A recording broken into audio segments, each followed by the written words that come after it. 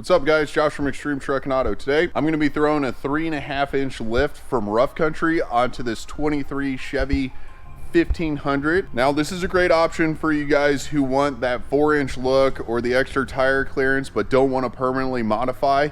And also it keeps the install time and the ease of install on the relatively easy side. So let's go ahead and get on to this lift and I'll show you guys exactly what I'm talking about. First things first, we got the wheel and tire off of it.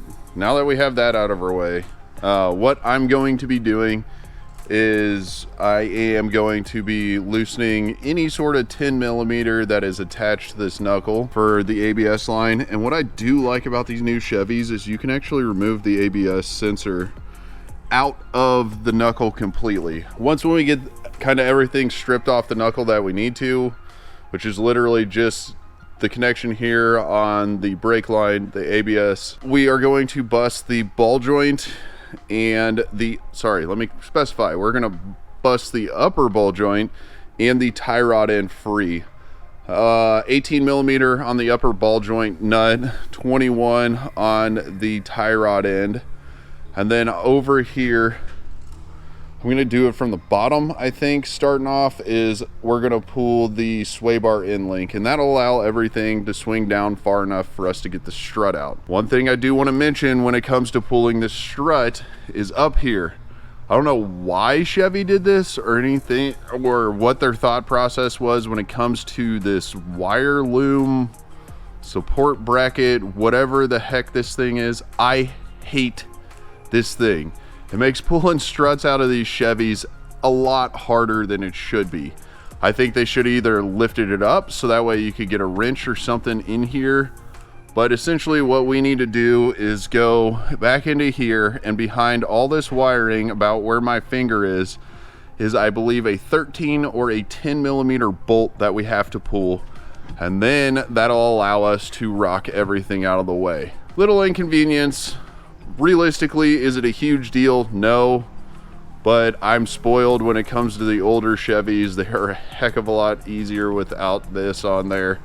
So let me get into this install, get it torn down, get this all busted off, and then when I get the strut pulled out of this thing, I'll kind of talk to you guys where we go from there, because we do have a set of new upper control arms that got to go into this to help correct for some of the geometry that's going to change, and then also it's going to be a little bit stronger than your factory arm.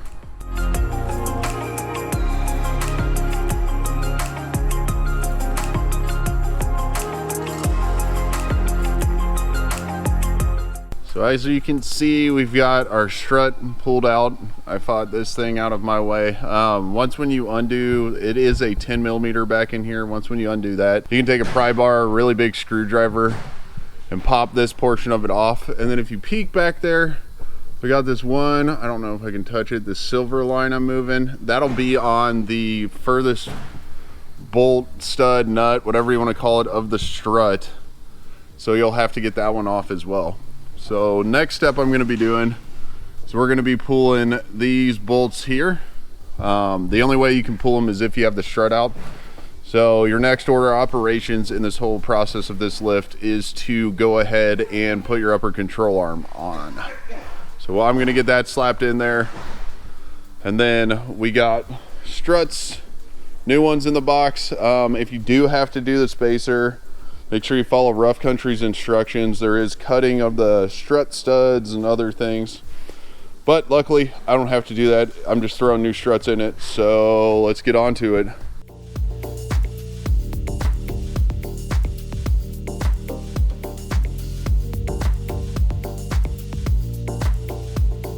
We got our new control arm thrown in. One thing I will tell you is it comes with a new nut, so be mindful of that. Really nothing to these control arms, just 2 bolts.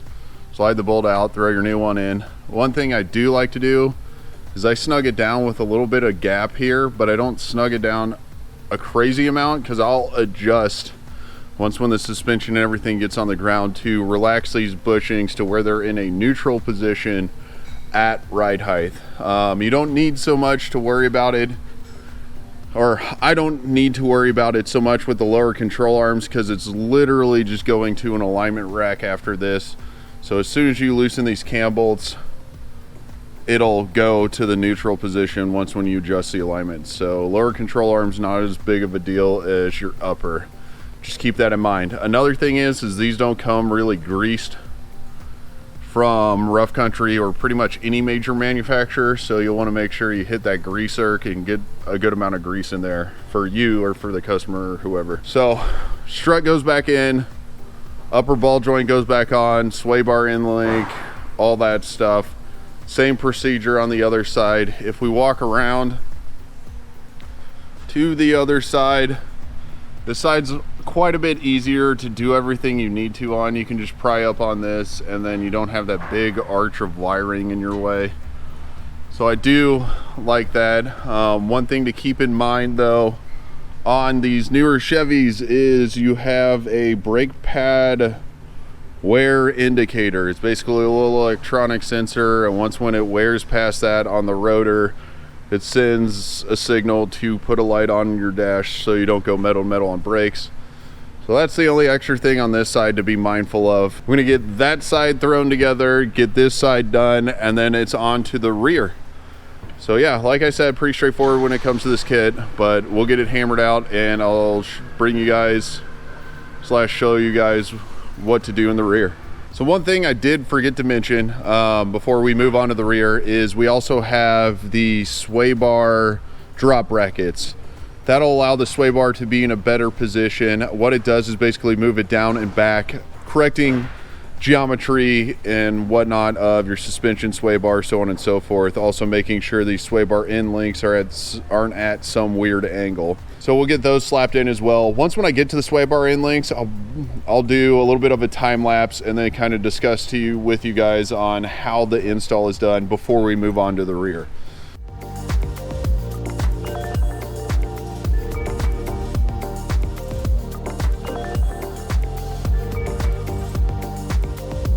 As you can tell, I've got the whole driver's side assemble, exact same as the other. Then I went ahead and threw on the sway bar brackets, the drop brackets. They are easy enough and super straightforward. You just pull your two 10 mils that hold the sway bar to the frame, the sway bar bracket to the frame. Use those to hold your new aftermarket drop brackets, and then Rough Country supplies you with bolts to bolt sway bar to the drop bracket. Same thing, both sides. Easy, straightforward. Onto the rear.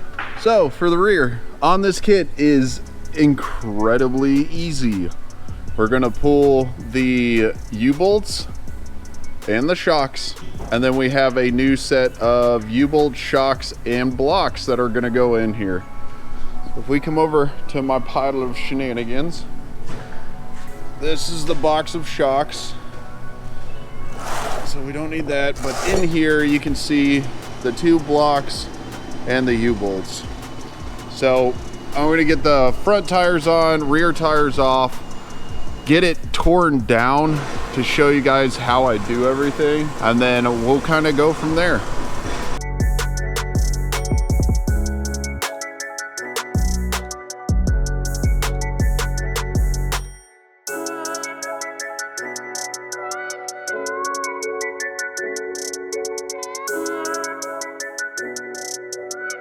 So as you saw through the time lapse, we got the rear all finished, bolts are all paint marked, ready to go. Got an upper bolt nut on the shock, the 4 U-bolt bolts, and then the block, or the 4 U-bolt nuts and then the block. So yeah, straightforward on the rear. That's done. Slap the front tires on, and I'll show you what it looks like sitting on the ground. All right, we got the Chevy 1500 down on the ground, and as you can tell by the gap, we are substantially higher, roughly about 3.5 inches. So that's it when it comes to the 3.5 inch Rough Country lift on this 23 Chevy 1500. If you guys have any questions, drop them in the comments below, but like always, I will catch you on the next one.